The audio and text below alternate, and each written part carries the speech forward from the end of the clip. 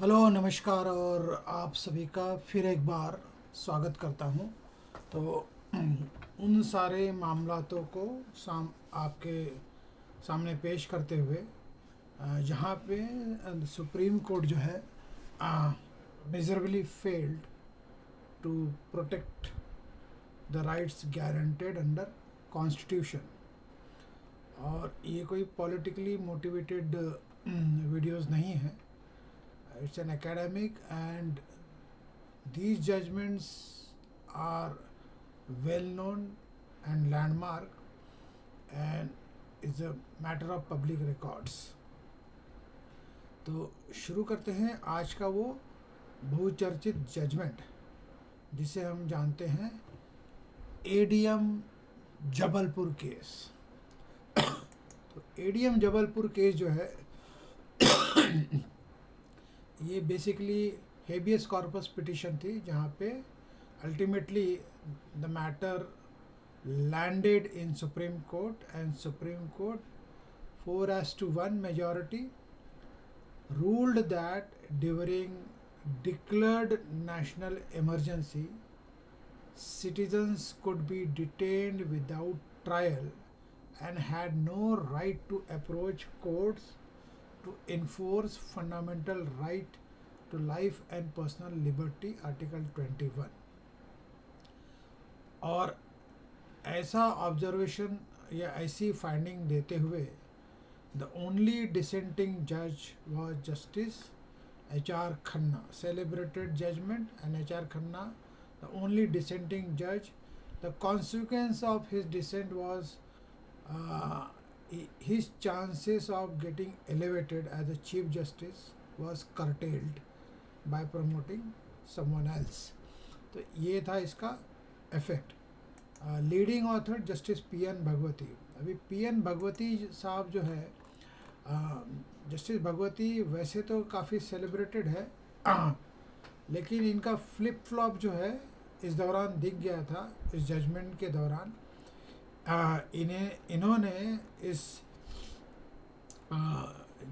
Judgement के writing में emergency को हेल किया। I mean he decreed during the emergency और held that the person's right to not to be unlawfully detained can be suspended in the interest of the state। और इन्होंने emergency के pro में ये जो judgement था उसे लिखा और इस तरह से 4-1 मेजॉरिटी। 4-1 मेजॉरिटी इसलिए कि इसमें जो बाकी जो जजेस थे उसमें वन ऑफ द जज was justice YV Chandrachud, justice AN Ray chief justice थे, justice PN Bhagwati and justice YV Chandrachud and justice MH Beg. और the only dissenting voice was justice HR Khanna. तो ये जस्टिस भगवती साहब का जो फ्लिप फ्लॉप है इस जजमेंट में पूरी तरह से दिखता है। उन्होंने ड्यूरिंग इमरजेंसी इस जजमेंट में जो फाइंडिंग्स दी वो तो जग जाहिर है। फिर उसके बाद में ही openly praised the emergency and the then prime minister Indira Gandhi.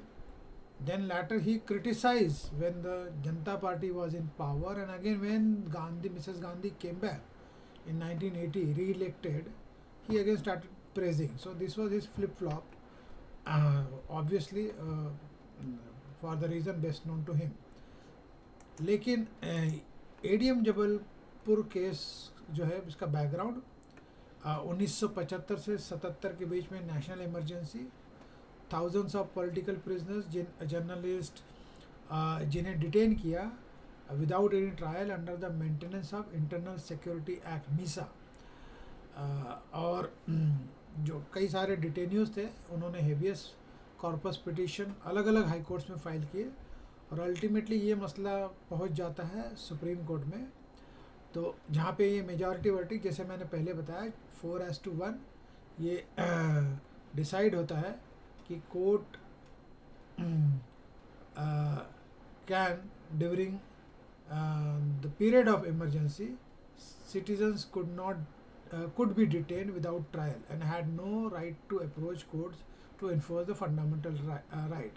यानी ये फाइंडिंग इस तरह की है कि जो गोल्डन ट्रायंगल है कॉन्स्टिट्यूशन का, इमरजेंसी के दौरान इसे सस्पेंड किया जा सकता है और इसको चैलेंज करने के लिए सिटीजन्स को कोई राइट अवेलेबल नहीं रहेगा।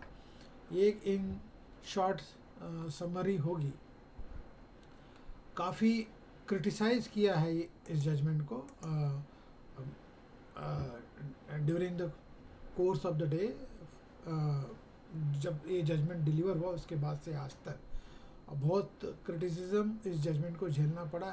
In fact the son of the then chief justice, son of the then जज YV Chandrachud, who became a chief justice, and whose son Dhananjaya Chandrachud, who also became a chief justice, इन्होंने भी ADM जबलपुर केस को criticise किया। Ultimately ADM Jabalpur का जो case है वो overrule हुआ 2017 में KS Puttaswamy versus union of India, जहाँ पे court reaffirmed fundamental rights, particularly the right to life and privacy.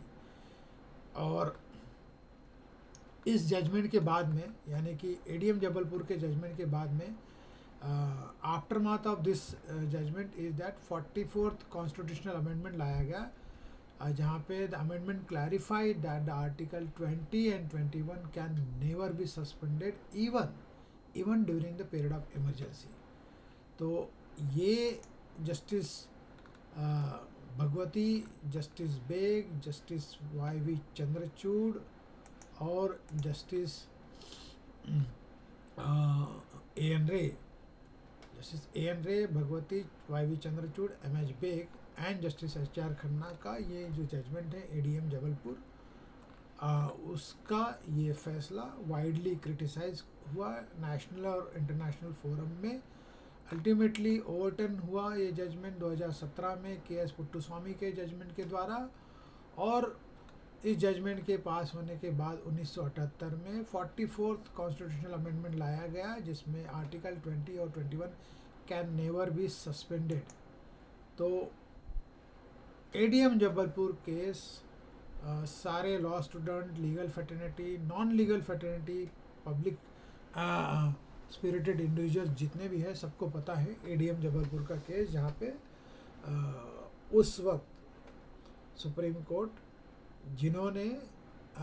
जिनके पास एक अपॉर्चुनिटी थी एक प्रिंसिपल को सेट करने का, उन्होंने वो अपॉर्चुनिटी को गवा दी और इंडिविजुअल राइट्स, जो सिटीजन्स के राइट है कॉन्स्टिट्यूशन के अंदर जो गारंटेड है, उसे प्रोटेक्ट करने में फेल हो गए। और जैसे कि मैंने कहा 4:1 judgement, only dissenting judgement of justice HR Khanna. Ultimately Puttaswamy case clarified, और इस तरह से मामला जो है बहुचर्चित रहा और सदैव रहेगा, जहाँ पे इतिहास के पन्नों में तो दर्ज किया ही गया कि कैसे इस जजमेंट में सुप्रीम कोर्ट अपनी ड्यूटी को निभाने से वंचित रह गया। फिर मिलेंगे अगले ऐसे ही केस के बारे में बात करते हुए, जहाँ पे supreme court failed to protect citizens' right. Thank you.